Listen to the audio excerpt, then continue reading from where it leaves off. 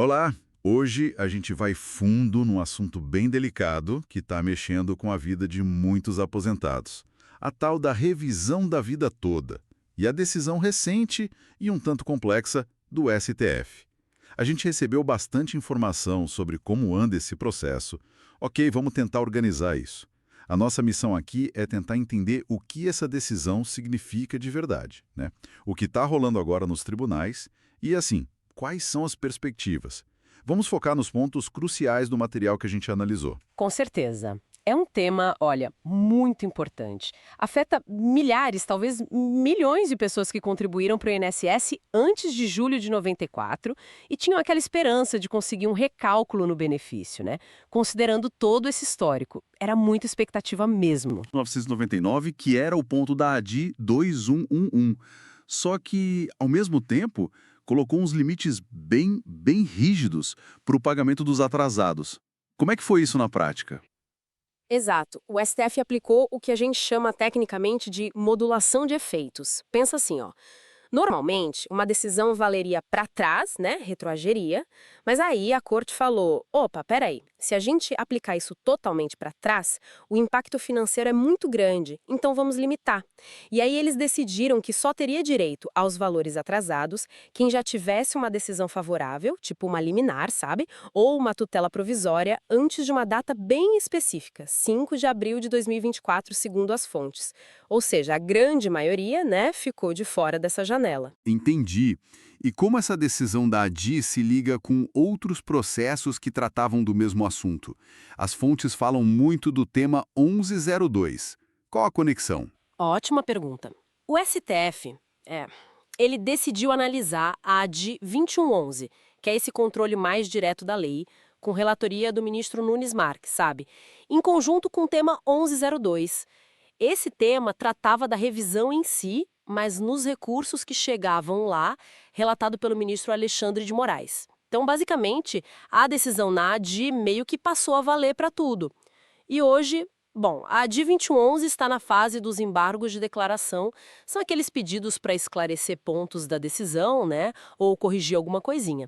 Já o tema 1102, esse está aguardando uma definição sobre um pedido de amicus curiae. Amicus curiae, aquele amigo da corte que pode trazer mais informações. Isso mesmo. Alguém que pode contribuir com mais elementos para o julgamento. Então, mesmo depois da decisão principal, a briga jurídica continuou.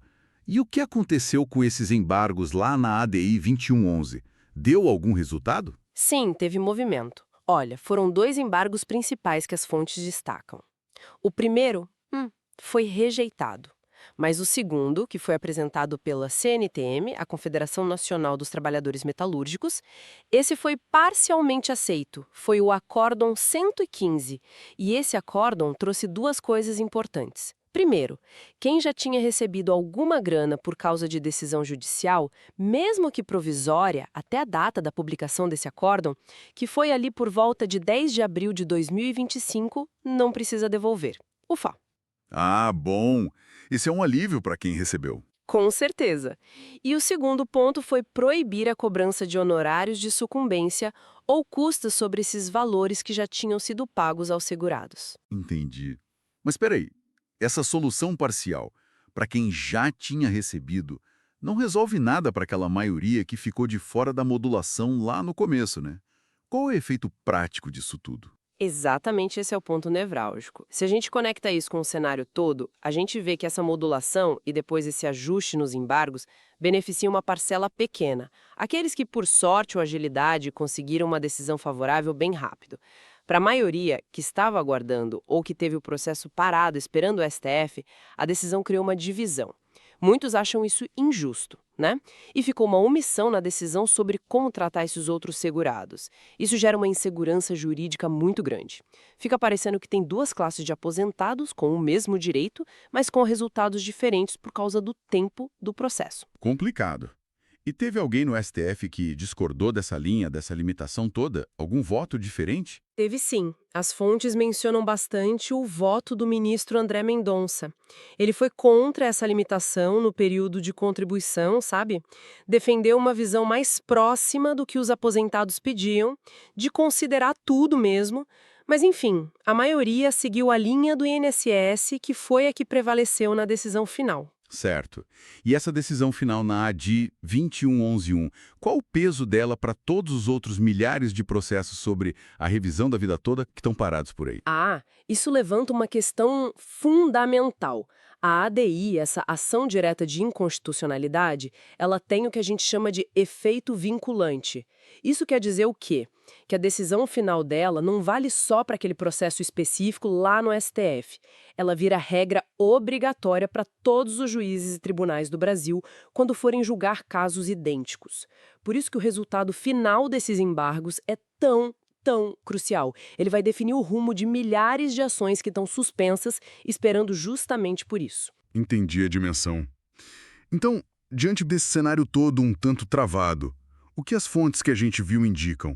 Quais seriam os próximos passos, ou, sei lá, recomendações para quem ainda busca esse direito? Olha, o caminho mais seguro, sem dúvida, é procurar um advogado especialista em direito previdenciário.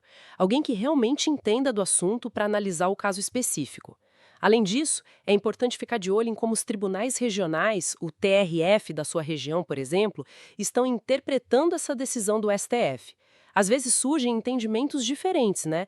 Também vale acompanhar se aparece algum projeto de lei lá no Congresso Nacional tentando mudar a situação. E, claro, manter toda a papelada, toda a documentação de contribuição organizada é essencial. Lá no STF mesmo, se essas omissões na decisão persistirem, ainda pode caber algum recurso, tipo talvez novos embargos, um agravo interno, são possibilidades. E ficar atento aos despachos, às publicações oficiais, né? Exatamente. Monitorar os despachos dos ministros relatores, o Diário de Justiça Eletrônico, enfim, a mobilização e a busca por informação são fundamentais nesse momento. Então, tá. Tentando amarrar tudo isso, o que fica é que a revisão da vida toda levou um golpe bem duro com essas limitações do STF, né? Mas a luta principal, que é fazer valer todas as contribuições, inclusive as mais antigas, para o cálculo da aposentadoria, essa luta continua sendo a grande questão. Precisamente. A essência do direito ainda está em debate e acho que fica uma reflexão importante, né? Como é que o sistema de justiça consegue equilibrar duas coisas? De um lado, a necessidade de ter segurança jurídica, de ter isonomia, quer dizer, tratamento igual para todos, e do outro lado, ele lidar com a complexidade dos processos e o impacto financeiro gigantesco que decisões assim tão amplas acabam gerando. É um equilíbrio muito delicado, um desafio constante para o judiciário. Sem dúvida, uma análise complexa, mas muito necessária para entender o que está acontecendo. A gente agradece a sua atenção e convidamos você a continuar acompanhando as atualizações sobre esse e outros temas importantes por aqui. Até a próxima!